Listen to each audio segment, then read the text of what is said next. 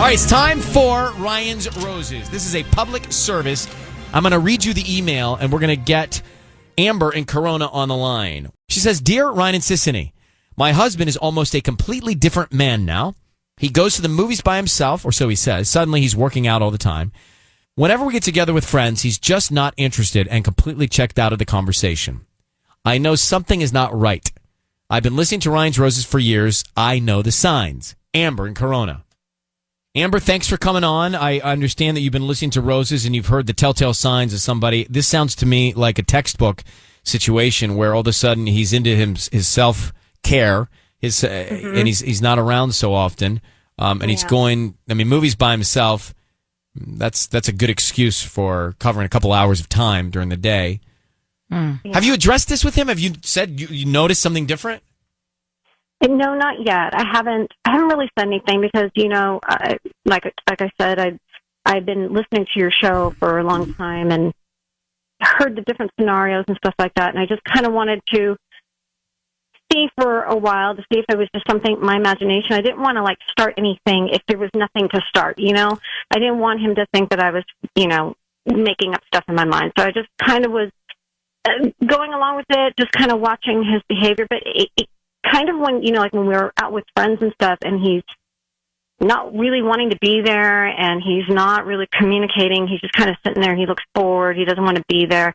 His behavior has changed. So now it's not only that he's going out to movies alone and that he's working out a lot and he's away a lot, but now it's like when we are together with friends, he's not acting the same. So now I'm a little concerned. But that's why I thought I'd maybe try this first and it'll bring it out. How long have you been married to him? We've been married for 9 years. So you know his behavior. Do you have kids? Yeah. Yes, we have a couple of children. We have a 5-year-old daughter and a 4-year-old boy. Okay, Amber, hold the line. We're going to come back. We're going to call him and see what we can find out, all right? Okay, sure. About to call Amber's husband in Corona and find out why he's totally changed. Now he's going to the movies by himself. He's staying late to work. He's working out. All the Checked signs. out at home. Checked out all the signs that Amber says she has heard before in Ryan's Roses. She's seeing now in her husband, and she's very concerned. She's not addressed it with him, but we're going to call him. We're going to offer him some roses, and Amber, we're going to try and find out who's on his mind, what kind of emotions are going through his mind. I need you to say, Ryan, you have my permission to call, and then his name on Kiss FM. Go ahead. Ryan, you have my permission to call on Kiss FM. All right, so we're going to do it, and Sissy's going to offer him some roses. Be very, very quiet while we try and get some answers, and then when I tell him he's on the air, we'll bring you in, okay? Okay, great. Thank you. All right, good luck. Let's see what we can find out.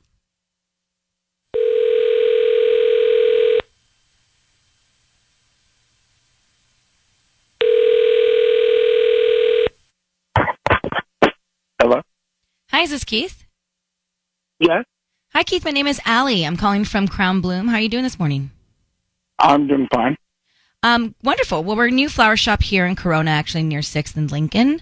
There's like an H&R block in this little, in the shopping center there. Do you know where that is? Yeah. And like a laundromat. Anyways, we're right there. It's really small, brand new to the area. So the reason I'm calling is because we're trying to promote our business, and you've been selected to send out a dozen red roses to anybody that you'd like today. They're absolutely free. I don't need anything from you. I don't need a credit card, cash, info, anything like that. Just the name of the person you'd want to send the flowers to. Yeah, okay. I'm going to go ahead and pass. Thanks. Oh, are you sure they're free? I don't need any cash from you. We just send these flowers out by lunchtime today, and then hopefully you refer us to friends and family. We're just trying to promote our business. No, thank you. There's nobody that you would want to send free flowers to? Like a wife, mom, grandma, anybody? No, I don't send flowers to people, and I don't know your business, and I don't... Well, that's why I'm doing this, is because nobody knows our business, and so I'm trying to promote it by giving out free flowers. Are you sure? Yeah, I'm okay. I'm fine, thanks. You absolutely wouldn't want your wife to have flowers? Keith, it's Ryan Seacrest. Your voice is being broadcast on the radio, and we have your wife, Amber, on the phone, whom I'm sure would love to receive some flowers. How are you, Keith? Hey, Amber. Hey, why wouldn't you want to send flowers to me? Well, first of all, honey, you know that like I just got a random call from someone, and I was kind of worried it was a scam. That was all. It just seemed like too good to be true. It wasn't that I didn't want to get you flowers. Well, they weren't asking for any money, so it wasn't. If it was a scam, I would assume that they would, they would ask you for something that's personal, and they didn't. Keith, So, understandable. Wouldn't they need your address to give the flowers? Keith, potentially be dangerous? Understandable. I totally understand this. I think it's a fair point. But your wife thinks you're cheating on her, so that's why we're calling you. I'm going to tell you. Let me tell you straight up. Nice to tell you straight up. She has noticed a change in behavior. You're taking care of yourself differently. You're disappearing to movies by yourself. You're working late. You're just not connected. Is there another woman? Not at all. No. There's not another woman. Well, why this change of pace, Keith? Honestly, Ryan, I'm just bored. It's been. We have kids and a dog, and we have all of these things going on. Amber is just focused on them, and especially the kids. We're running around from thing to thing. It's just been really difficult to make time for us. I mean, she's got these kids. That's our life, Keith. I mean, we have children. That's kind of what we have to do right now. But they're like 4 and 5. I'm saying that's not the life I signed up for. And they. All I'm saying is we have them doing activities all the time, and there's no family time. There's no us time. There's no time to go on dates or do anything. You're only focused on them and their future, and I am with you on that. But most of the things we have them doing now, it's just like this manic busyness. I mean, they're kids. Let them be kids. And my sister doesn't live too far. We can have her come watch the kids sometimes. I understand, but it's. I just feel like right now they're young, and we had some in the beginning. We had time to ourselves, and we did a lot of those things, and then we decided on having children. And I think right now are the formidable years, and these things are important, And I just want to give to them what I didn't have when I was growing up, and I just feel like now is the time to be able to give them these things that are going to, help them learn responsibility and discipline and things that they want to do. I just want to give to them what I didn't have, and I just right now they're still young, and I just feel like I need to be on top of it. And there's time for us. I mean, I understand we could always try and work something out, but I kind of wish you would have talked to me about this instead of just. This is going to the movies, and I'm just gonna interject for a second. This is a conversation that should have happened a long time ago between the two of you. Keith, if you were feeling that, you should express it and listen to Amber. Like, she's got a response to it, but this is a little bit of therapy and a lesson of communication. Right. So right? I mean, I think you guys should continue this conversation together off the air, literally right now, and realize that you both signed up for this. Like, it's not what you didn't sign up for. You both signed up for this, and you're both in it together, and work it out together. All right? It's just all about balance. Like, yes, it's all about the kids, but you have to also nurture your relationship. But you also got to speak up, Keith, if you're feeling something, bro. Yeah, right? You're right. So you guys keep talking. We're going to let you go, okay? Okay, thank you, Ryan. You're welcome. I'm glad you're talking about this. Thanks. I felt like I was in the therapy office. Me too. All right. So I don't think he's cheating. I don't think so either. I just think he was self-wallowing, Yeah. Like wallowing in it and not speaking up. It's almost like he just building felt, resentment. Right, he was building resentment. All right. You don't want to do. Let's get back to the Ryan's Roses in a second. I don't think Keith was cheating. I just think he wasn't communicating. It is Ryan Seacrest and Susani. Thank you for having us on. Hello. So we had a Ryan's Roses a few minutes ago. Keith started to disconnect and disappear. Wasn't communicating with his wife. He was going to the movies by himself.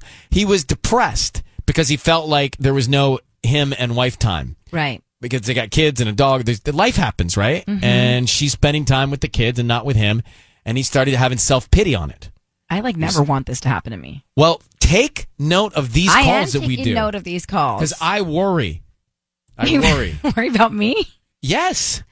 No. I worry about Tanya, too, if it were her situation. But you see this all the time, and it's like parents, sometimes it's both parents, they get so invested in the kids, and then they just don't focus on their relationship. But And then why? what happens in 10 years when these kids are now out of the house, it's like it's like you're living with somebody that you don't even know. But this is something we're all guilty of. It's difficult to communicate. It's hard to speak up sometimes in a relationship. It's hard to say what you're feeling in a relationship. It's what happens 9 out of 10 times in these situations.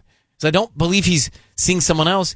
He just was having a pity party for himself. Yeah. And then he spoke up and she had a response. And they were having good dialogue and some real therapy there. Right. Patty? We felt like we were just I don't know if it's about communication. I think what I heard from both of them is that they now both have different set of values. She's valuing what she can give her children, and he's like, it's not that important. They're going to be fine. But they didn't have that conversation. But it's not something... Maybe you did have that conversation because you say it, I want to give my children things that I never had. And you say it, but when you actually do it, then you see how much you actually will invest in your children. And now he's like, wait a minute, I didn't sign up for this. But hold on for a second. I think they both need to speak their mind and talk about where they are, and then they need to find a common ground. Right. She should say, here's where I am, get it all out. And now what's the common ground? Where are we meeting in the middle? Maybe she's doing too many activities with the kids and just take it back a notch. One less activity. I And there feel you triggered because that's how I am with my kids. Like, I have them You've overbooked 6 out them of sometimes. 7 days of the week. They're doing something because of the same reasons. I want to give my kids experiences and educate them, knowledge with the things that I didn't have growing up, so I can prepare them to become better adults. But you don't want to overcrowd them. And sometimes Michael gets frustrated with me saying, like, you're doing too much, Patty, for them. But you have packed their schedules, and I understand what he's saying. And there's 2 parents, in many cases, and there's unfortunately many single parents that don't have the help, and they're still doing it without complaining. Now we have Keith here who's just sitting back going to the movies by himself, and he should just be like, you know what, babe? Let me take Monday and Tuesday so you can be home and relax, and then I'll come back, and then the next day you do it you do it too. Let's share the load. Okay. Is there anything I can do to help you? Because I feel this has become personal between you and Michael on the air right now. Totally. No, I mean, he helps, but I just He just got slayed. I hope. I mean, I would. The only thing I wish was for them to be as passionate about the way I'm raising our children. This is what we're here for each other, guys. You know what? Listen, Sometimes Sissany, you just got to get it out. Just like you said, you don't want some of these things to occur in your life, so you need to take all these tapes home. Yeah. Study them. And study them. All right. I'm literally dead. You should see Tanya's head just swiveling back and forth between everything here. What's watching happening? tennis, I'm watching a tennis match. But I know I'm right. Keith should just stop complaining and help his wife lift up this load. Common ground. Again, a conversation you need to have with him. Michael probably doesn't want them to be so overloaded with things. No, it's not that. No, It's that he's not.